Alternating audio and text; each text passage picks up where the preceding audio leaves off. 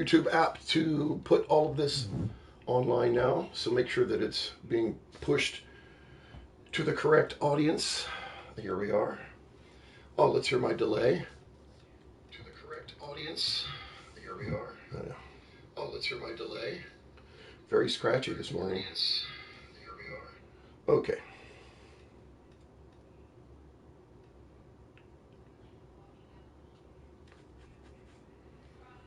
Booyakasha, and let's see. I'm going to start here today. Turn this down. See a little bit better.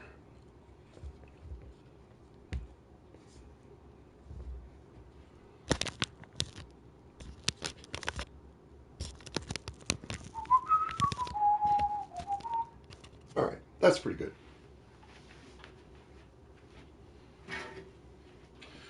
Yo, yo, yo. Shake our hands with the instrument today.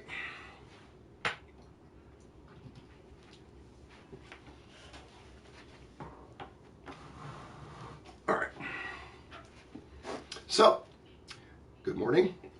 The first thing I like to do when I'm playing on my own is to start the day with some very, very, very basic long tones.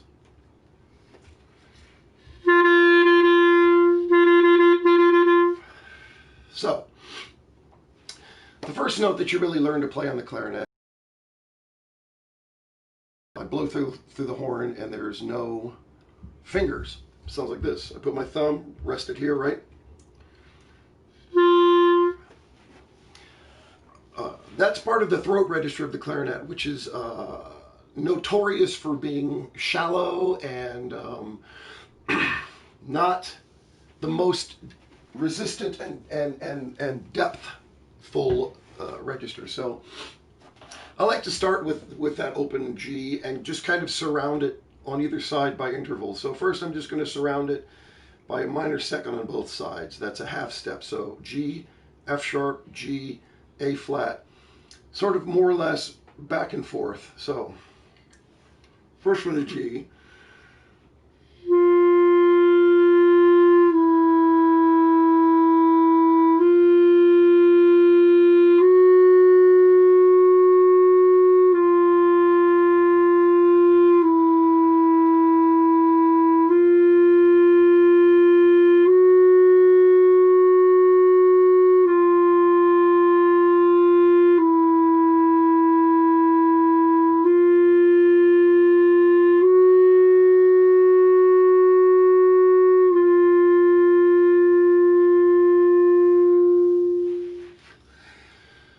Super easy, but there are a few dream of sort of mezzo, not too loud, not too soft, almost neutral, warm air. The second thing is to make sure that there's no loss in connection when you do these. You don't want to be thinking.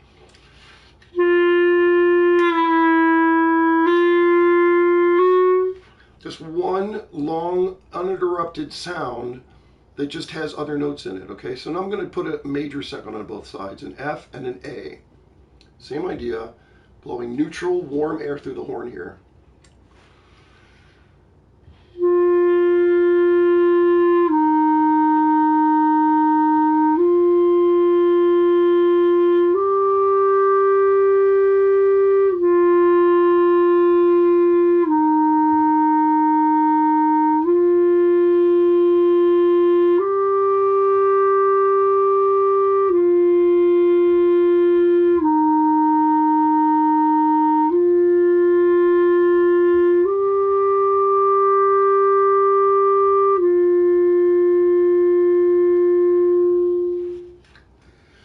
Seems super easy. Again,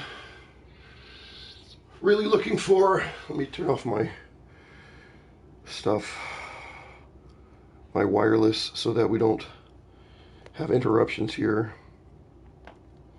All right. It's very easy to have little blips in between those notes. Each of these have slightly different little resistances. So I'm really just trying to have this constant constant idea of the same note. Even though I'm changing pitches, I want to feel like the idea is almost like I'm blowing through one single long note. So now let's do some minor thirds. So E, G, B flat.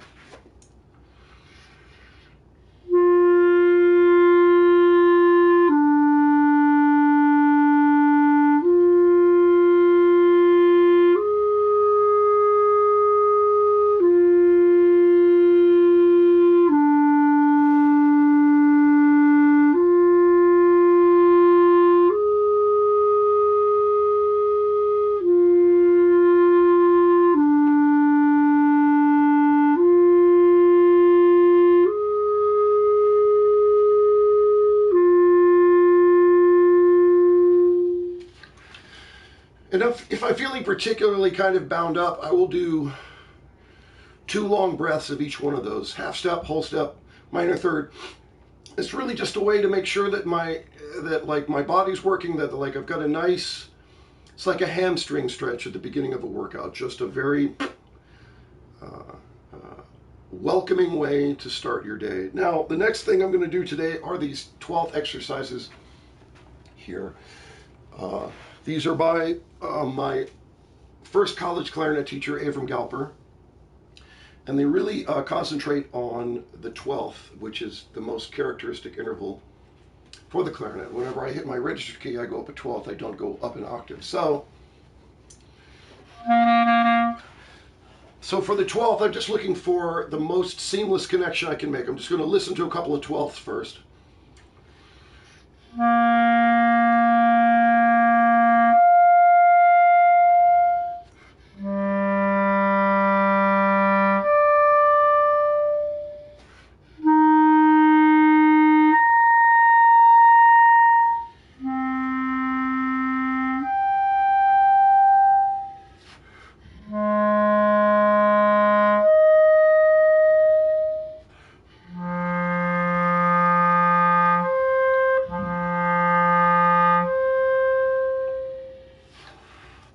Okay, so when you're accomplishing 12ths, you want to just keep a nice steady airstream, and then as you go up to the top, ever so slightly change what you're saying inside the clarinet.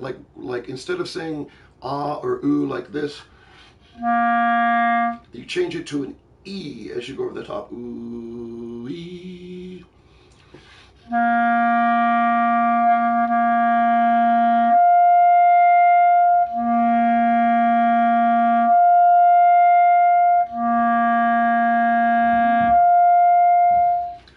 You see how those 2 notes kind of bleed into each other. You don't hear a pop. You don't hear like a sharp edge. You hear kind of an elision or a blurring of those lines. So I do that a couple of ways. One, by giving that good air and changing my voicing from that wee.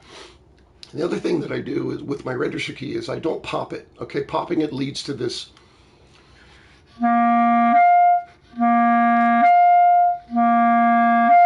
It's got kind of a blunt edge to the front of it. I don't want that to happen. What I want to do is it really doesn't take much for that. See, that will break the partial. Just that much opening.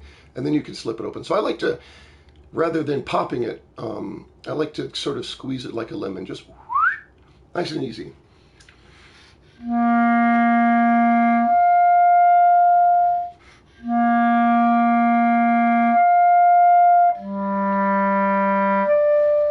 Now, in the context that Galper does this, we have these descending chord patterns here.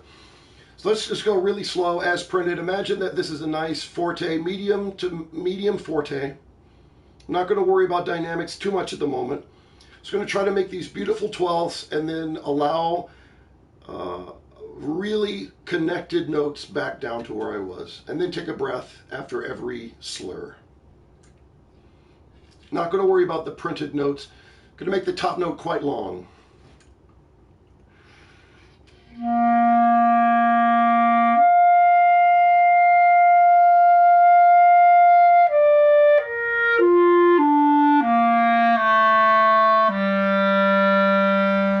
Sorry.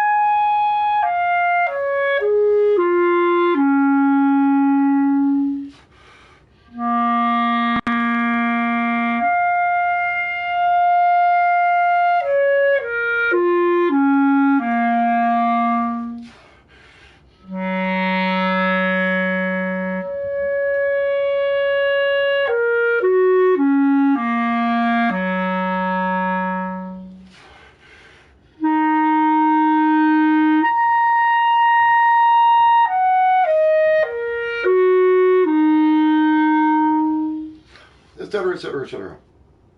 That's level one, okay? Really just trying to make those connections happen and letting the smoothness happen. Level two is really the way that you want to do this. Level two is to start with a nice forte on the bottom note and then make a long diminuendo to piano and then make your jump up in piano, okay? And to do this, you need to make sure that your airstream remains really intense, even though you're going to piano, okay? Something like this.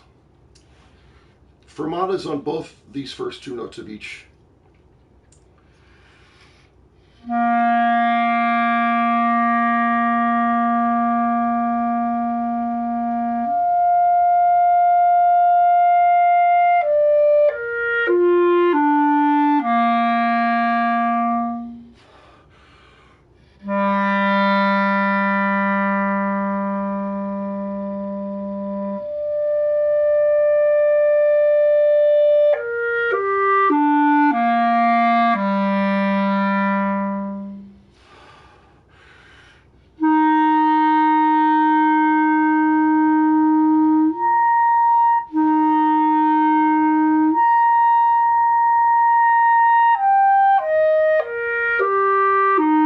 Let's go over this one real quick. This is the hardest one, okay? F to C. And notoriously, you'll get a subtone on the C. Everyone does at a certain point.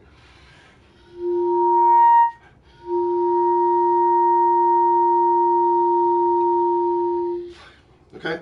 That means when I'm getting that subtone, it means that two things are not happening. One, my airspeed is too slow. I'm kind of just going into the clarinet when I need to be going. And the second thing is that my voicing is not right. And we talked about that before.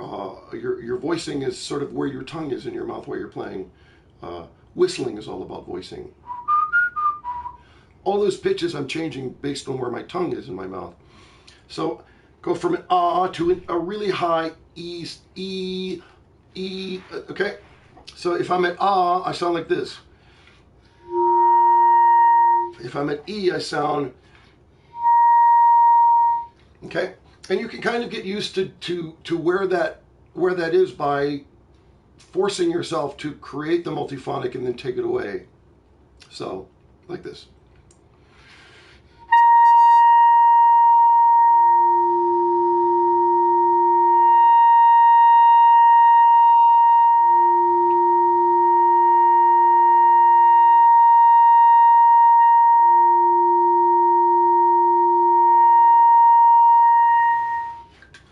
If you can learn to manipulate when the multiphonic arrives and when it doesn't, then it becomes a matter of just your brain getting used to, oh, that's where it is, that's where it is, that's where it is, that's where it is.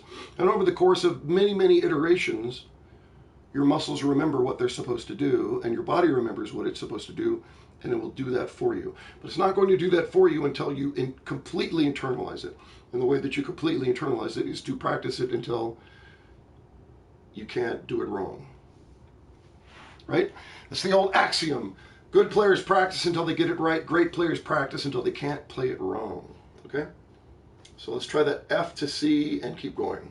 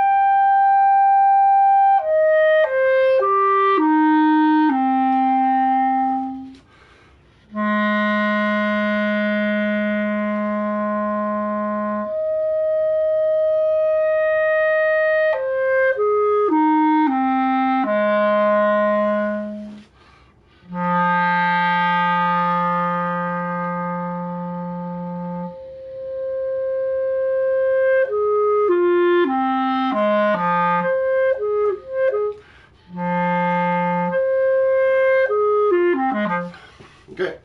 Yeah, and you know, just play that until you feel good. I'm starting to feel like loose and good, and let's do this. Shall we? Okay. So here we are. Back up yonder. F major. Let me see if I can get a better angle for you here.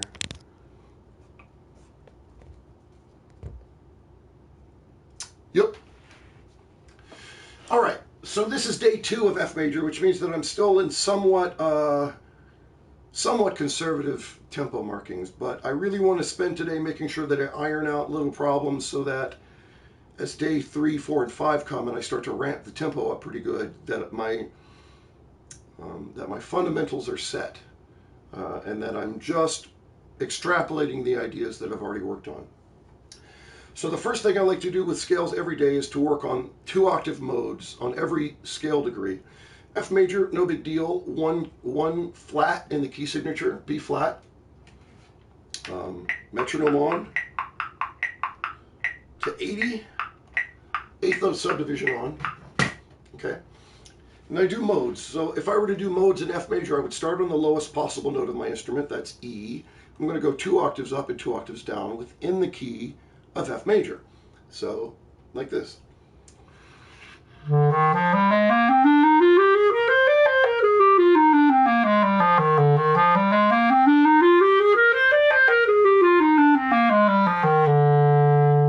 And then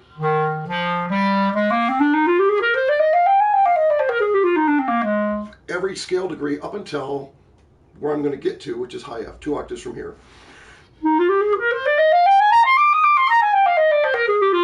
Okay, at 80, subdivision on, really conservative, looking for evenness of technique and the beauty of your sound. Let the technique, the notes will take care of themselves if you're thinking about this musically instead of technically.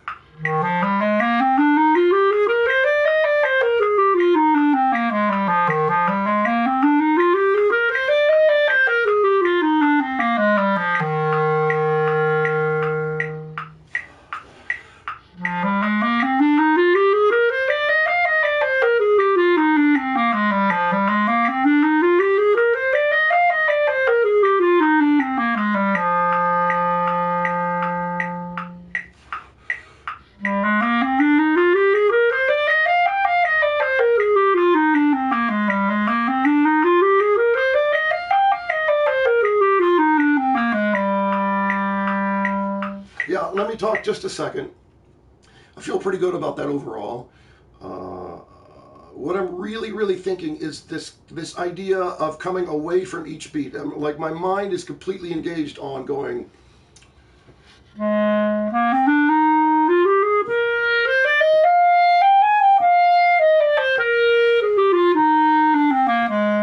Instead of.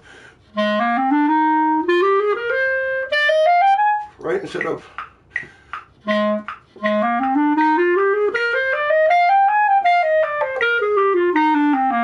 That does not give you evenness. I am subdividing this in my head in a different way. I'm going. I'll make it very obvious with my tongue here.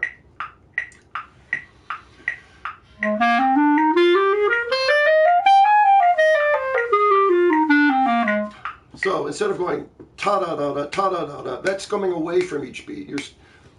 You want to go towards the beat. Ba da da ba da da ba da da ba da da ti da da da. You're always rolling your idea towards the next downbeat instead of away from the previous one. And I don't really know why mentally that makes a difference, but it makes an enormous difference. And whether you're playing evenly or not, you really have a tendency, if you're leaning on the first note, to go. Everybody plays the first note a little too short when you do it that way. When you do it the other way, that first note of each beat is nice and fat. B flat now.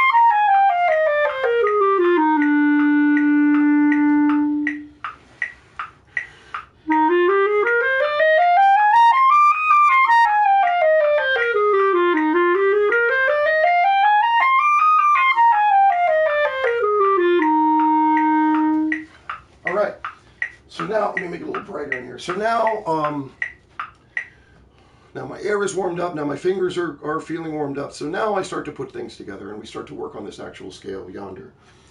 So my base for everything is 100, subdivision on.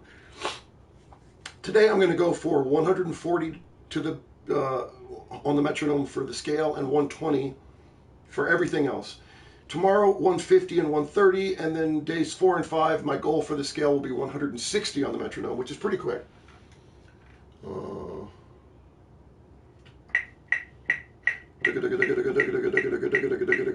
And 140 for everything else, which is pretty quick. So, but we start here at 100, subdivision on. I'm going to try to put 4 reps of this scale together in one breath. Exactly as printed. Well, kind of as printed.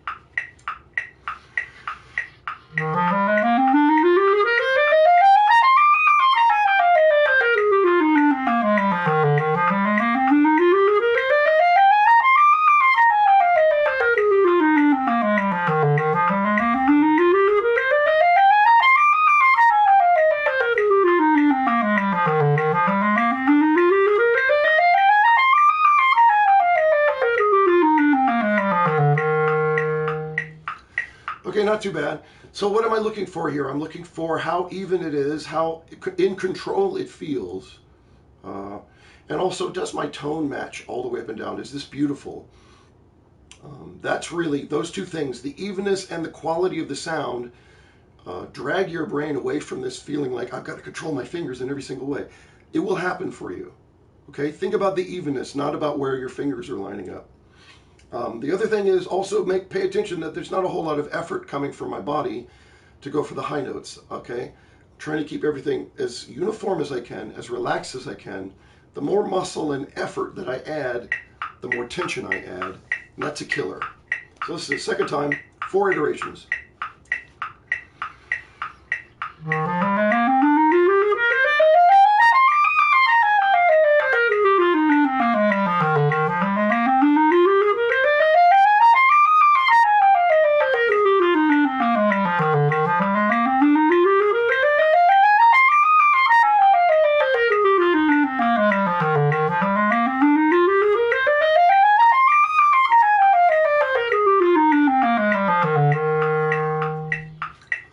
Not too bad. 120, take the subdivision off now.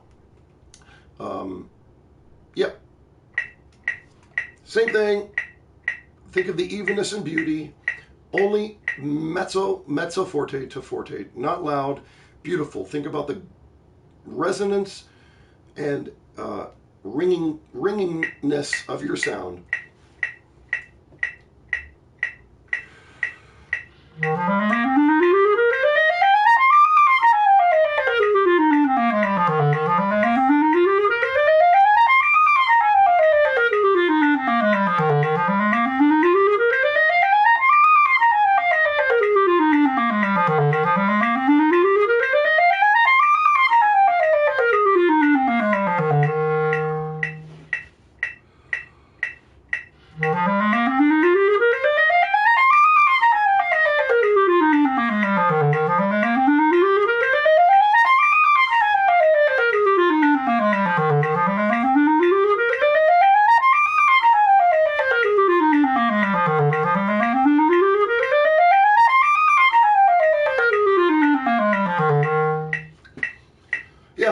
Not bad, solid B on that.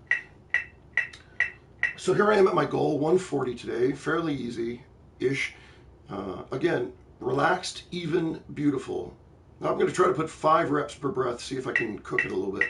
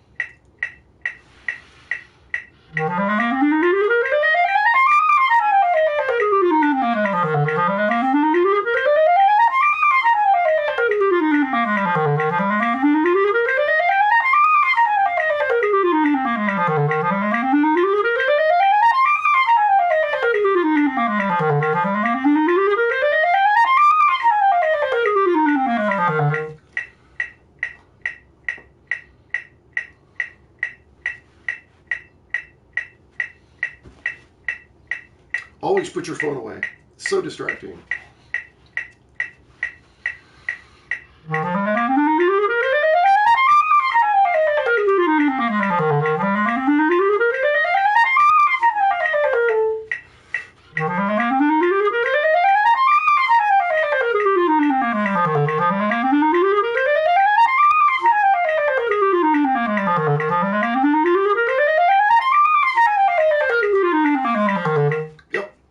Give myself a couple extra reps because I just didn't feel like it was quite good over the breaks, but that time not too bad. So let's move on. Back to 100. Back to the subdivision. Okay. Same grouping of notes here.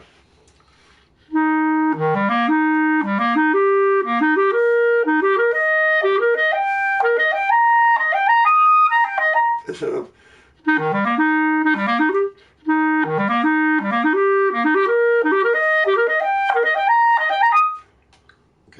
and we put it together like this. Leave the first quarter off.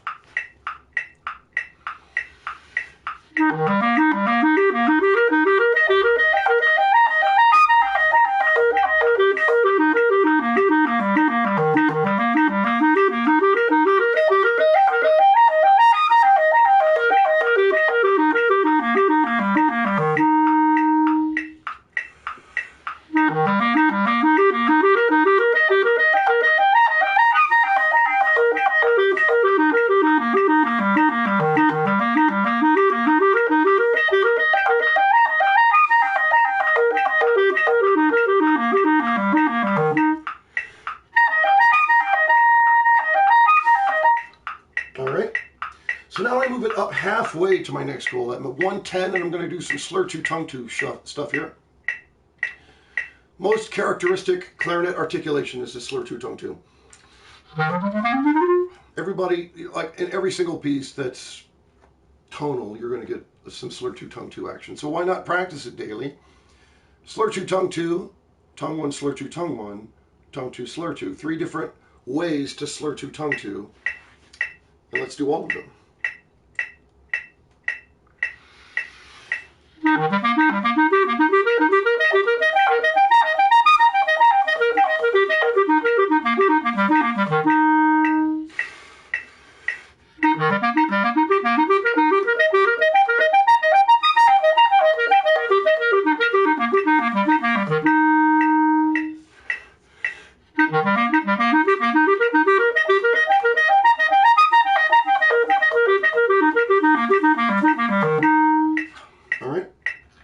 Okay, solid B-ish on that for me.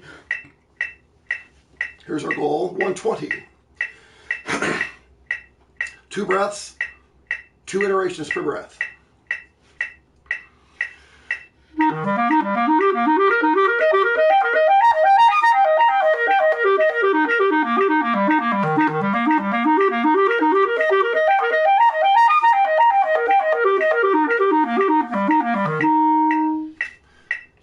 And with a pattern this kind of obvious, like there's no crazy fingerings in F major, really is no excuse but to be perfectly kind of clean. You don't want any blips between notes. And it is somewhat difficult, but this is why we do it like this.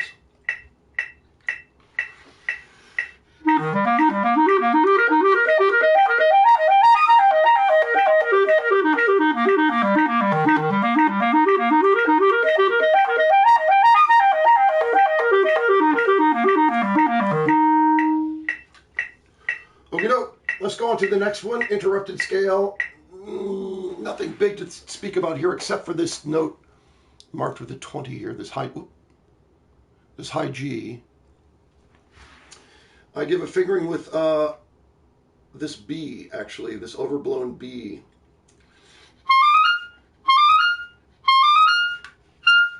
E flat key, though.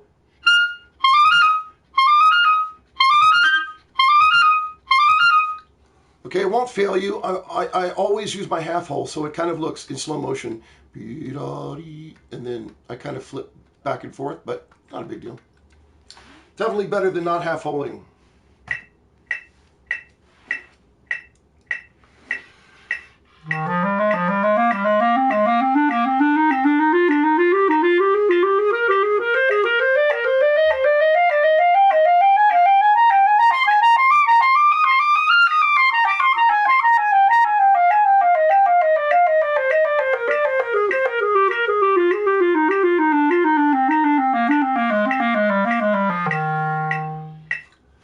not bad. Keep it really as beautiful as you can up top and try not to rush. It's very hard not to rush at the top. It's a little panicked. And also remember your sub.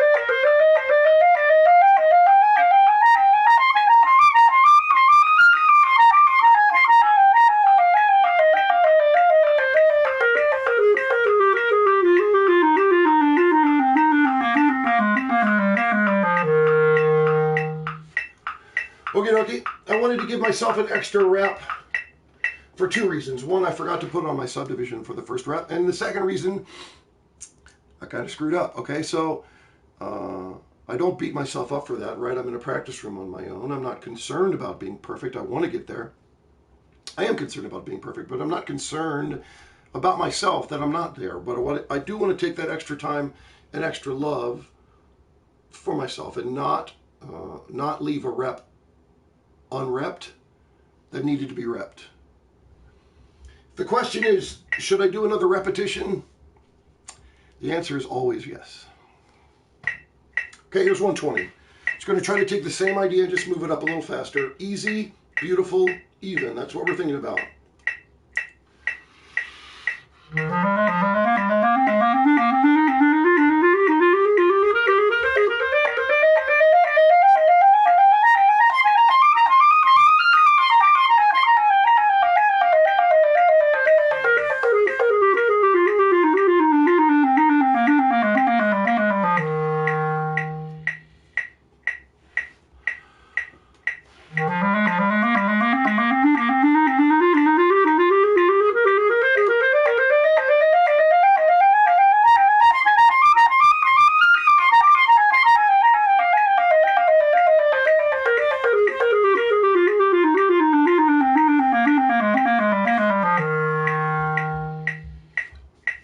Alrighty, not too bad.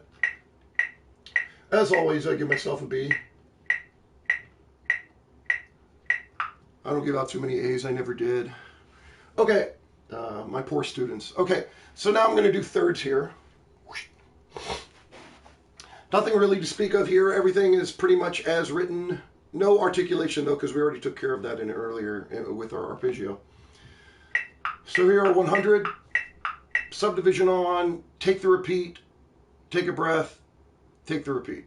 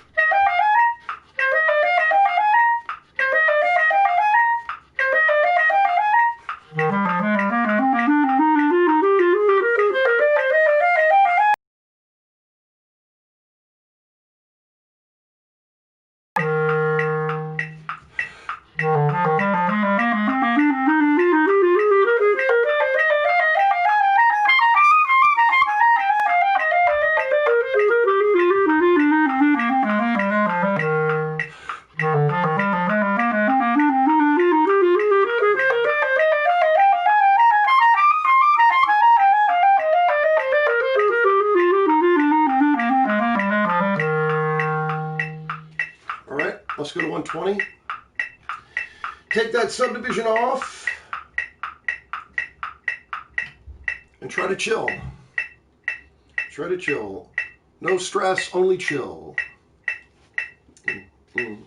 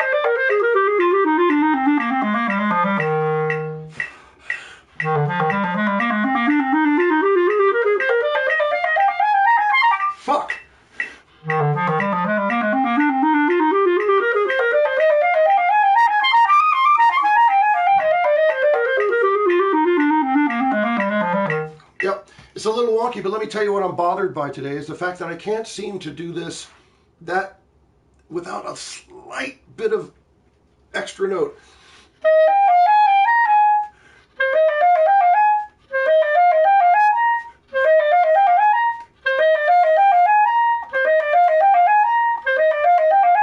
There.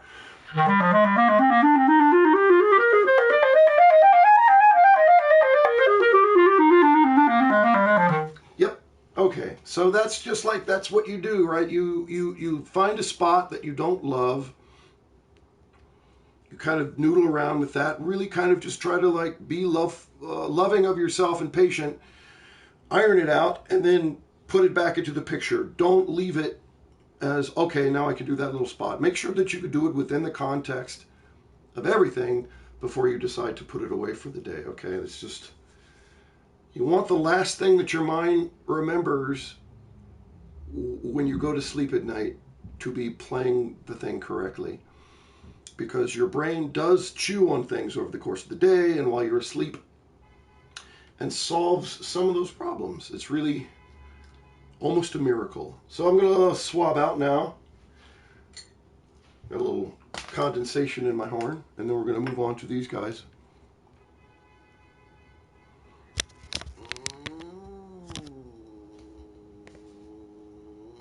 Let's see.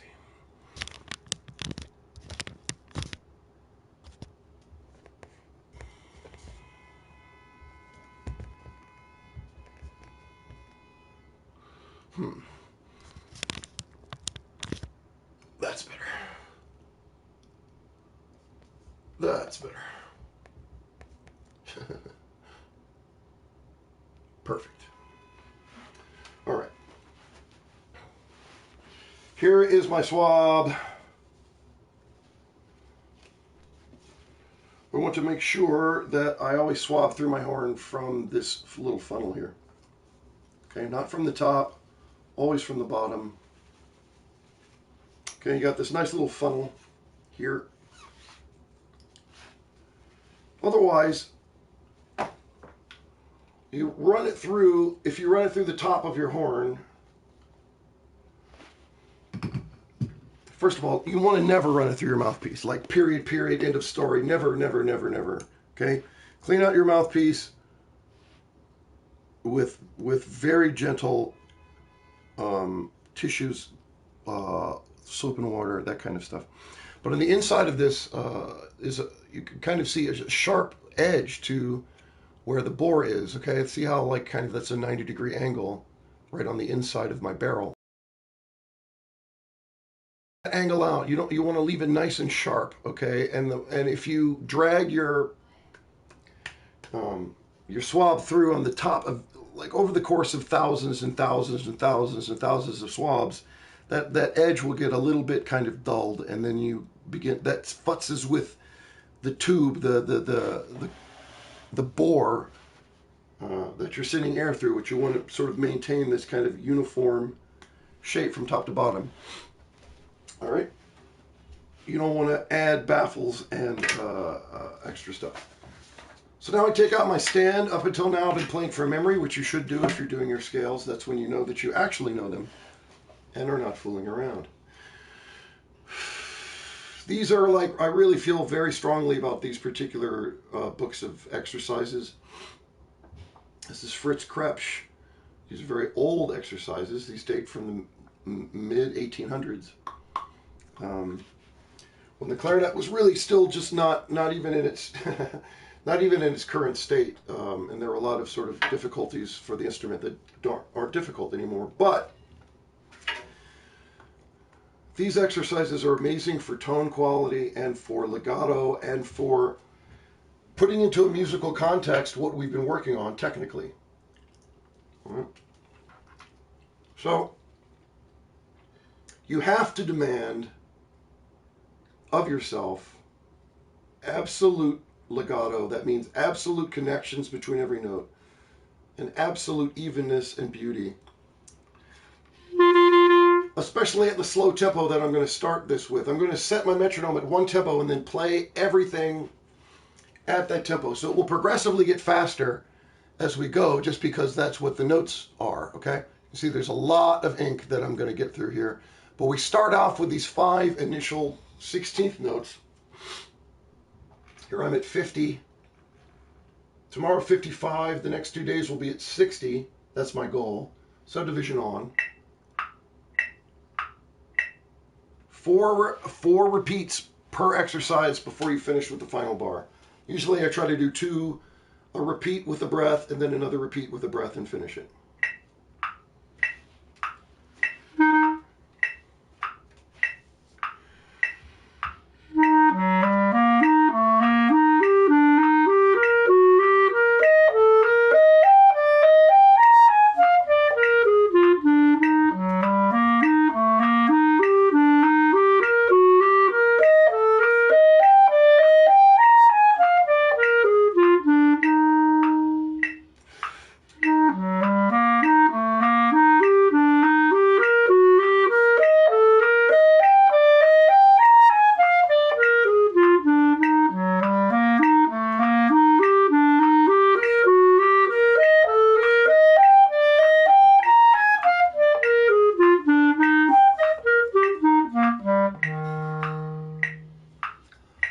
Now, that seems almost pathetically easy in a way, but I guarantee you that it's actually not. If you're really trying to connect every single note in the most perfect kind of way, you're constantly in this state of evaluation, of positive evaluation. Actually becomes quite difficult. Okay? Engage your mind 100% of the time, and you'll find that you find flaws that you didn't even notice that were there. 54.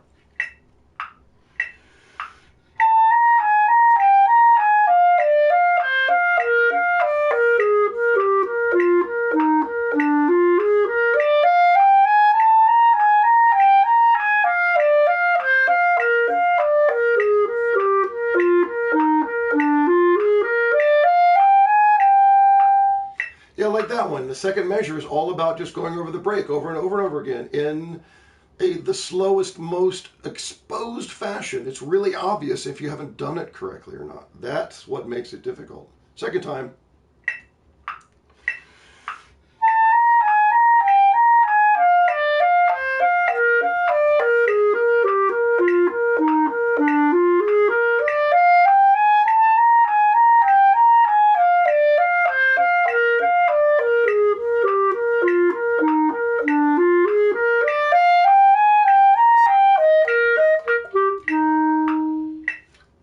Yep. And look, the staccatos don't need to be short, right? At this tempo, staccato, what does staccato mean? It means separated. It does not mean short. So those notes are plenty separated at that tempo. I want them to be round, fat, and beautiful, just like me. All right. So number 55. Really looking for this kind of really singing, golden, beautiful tone quality as much as possible.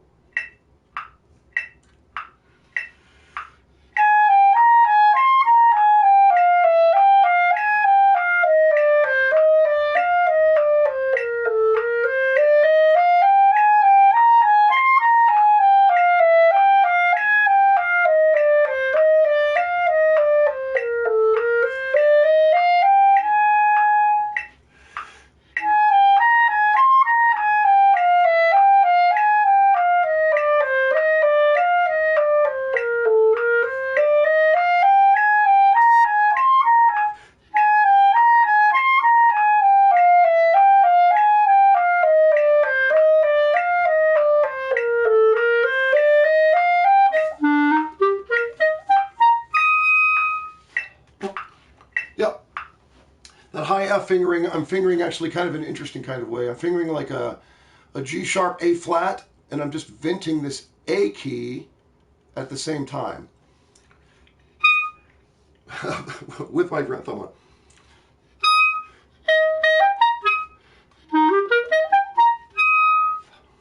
Super easy. I don't even need the E flat key for that. Pops right out. It's beautiful, feathery, all the right things that you want for a high F. Secure. I use it a lot. Okay, finger a G sharp, vent the A key with the same first finger, right? Okay, and then I just vent. I'm using my first finger to both keep this hole covered and to open this A. Not a big deal.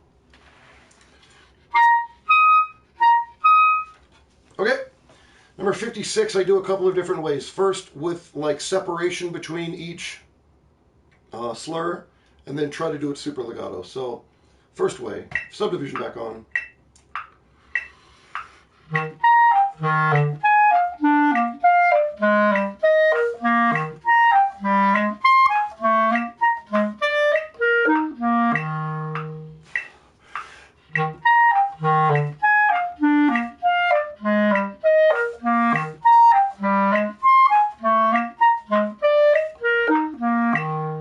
One and one for that B flat. Okay?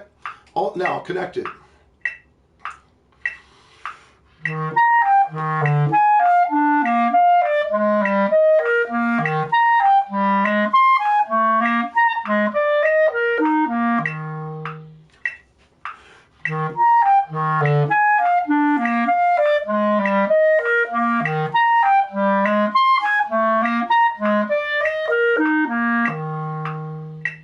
Yeah, that's much more difficult, but much more clarinet-y.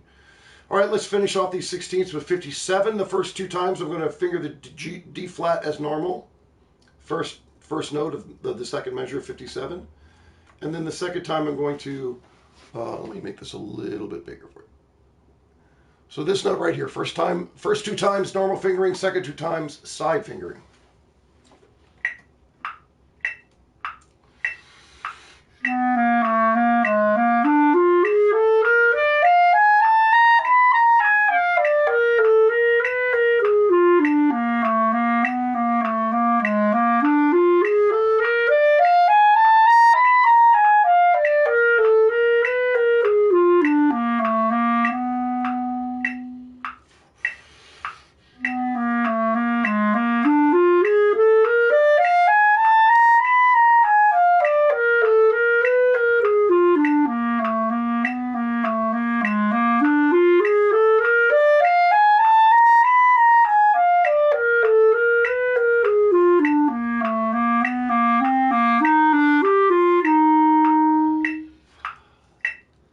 Yep.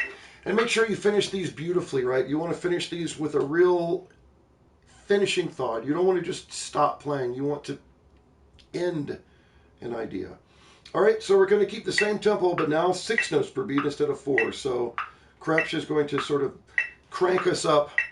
He's giving us a written accelerando, pretty much. Number 58.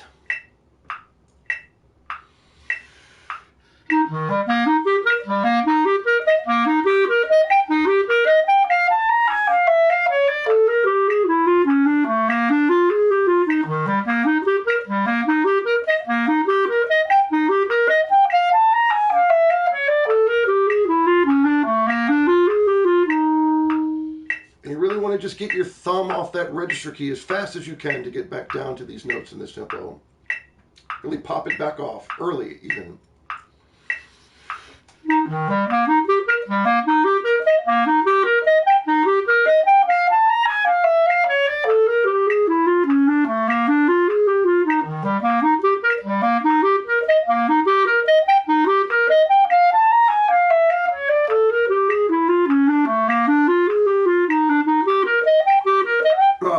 Fuck.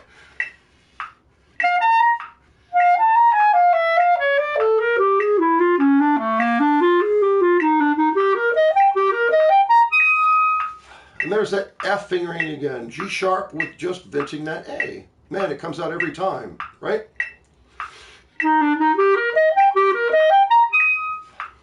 Super feathery, again, like super beautiful. 59.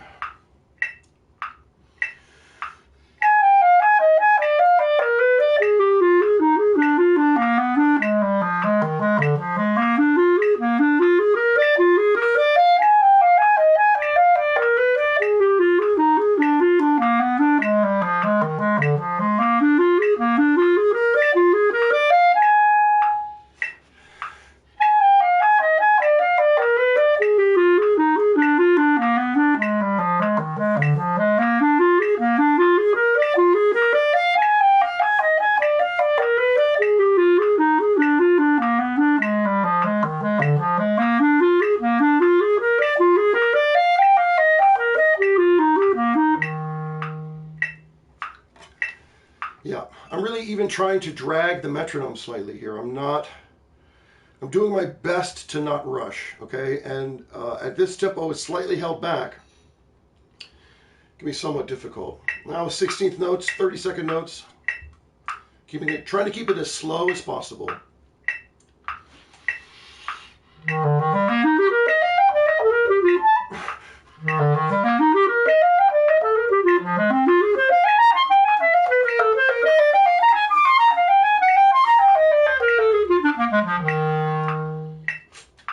Let's ride this up just ever so slightly.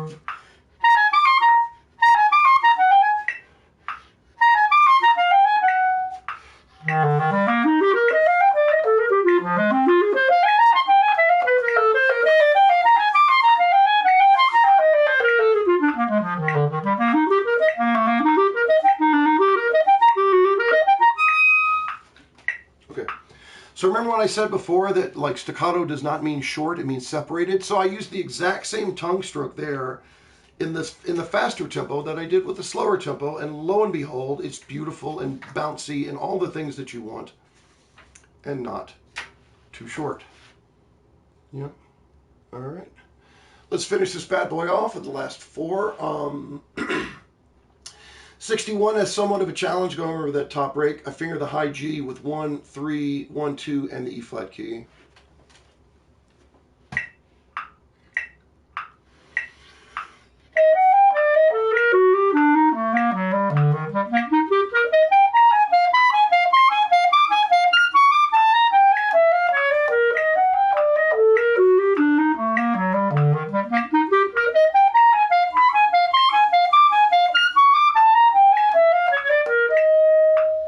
Don't help that G over the top. Just play it. No big deal.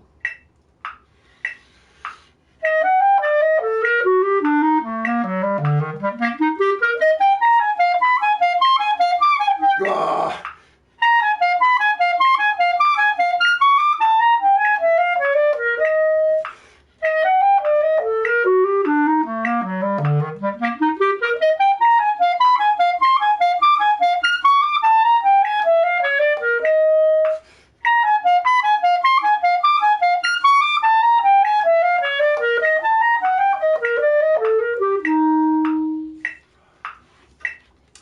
Feeling all right, feeling frisky. Let's keep going. Pretty scalar here. Just try to be even and easy.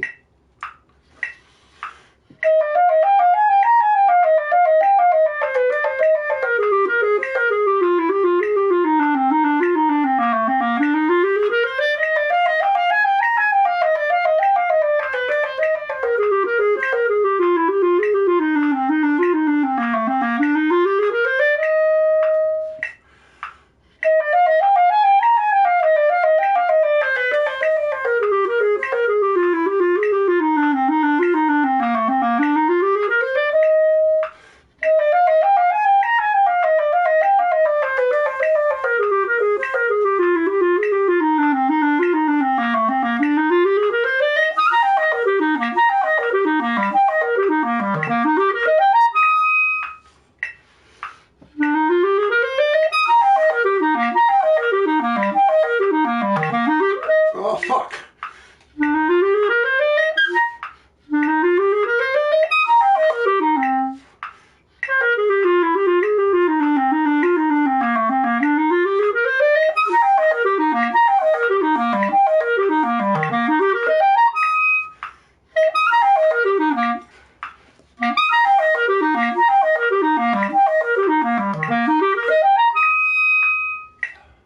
Yeah, don't leave that out there. Just clean it up.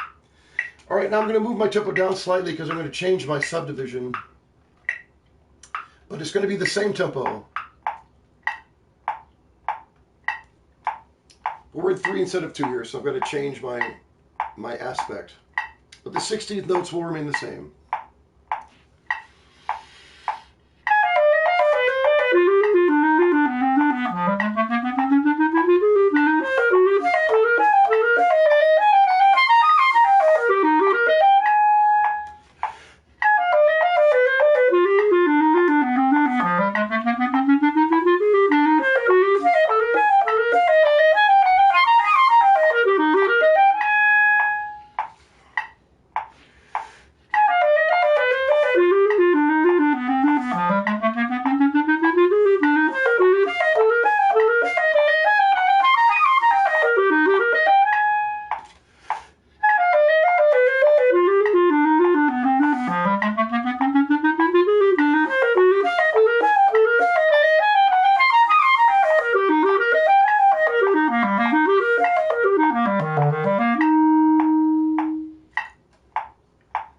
Let's finish this off with this Alberti bass stuff.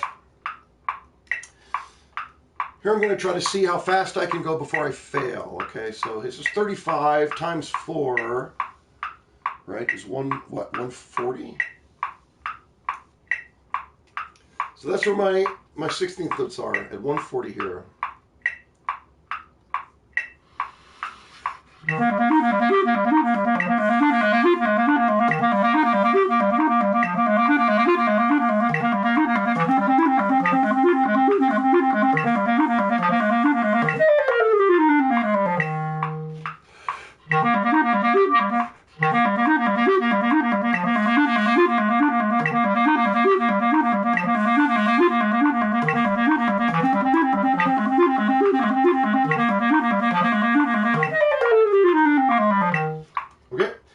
Again, like I said, I'm going to start to move it faster and faster until I can't play it anymore. Here's 140, which means, or 40 means 160.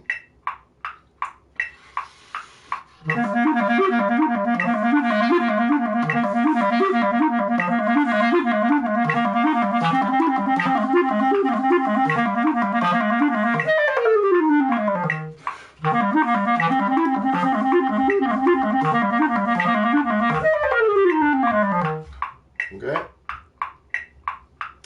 180.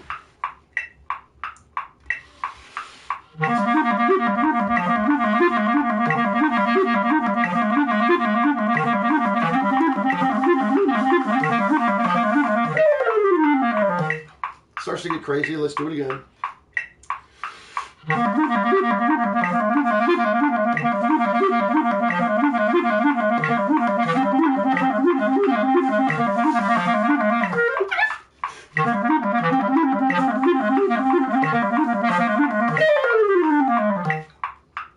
Let's do it one more just to like really see how poorly we can fail. It's a little bit like a weightlifter trying to see how fast or see how see where they go until they fail, right? Sometimes you go to see where your failure level is. This is what I'm doing here. This will be a fail.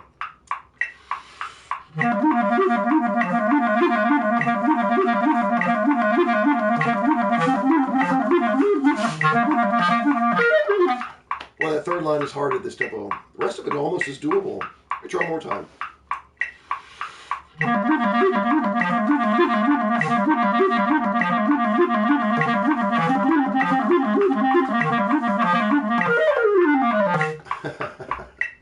All right. Good job. Thanks for sticking in with me. Those of you who did, I appreciate it. I will see you later. I always appreciate your attention. I always appreciate the fact that you might be here. Thanks very much. I will see you later.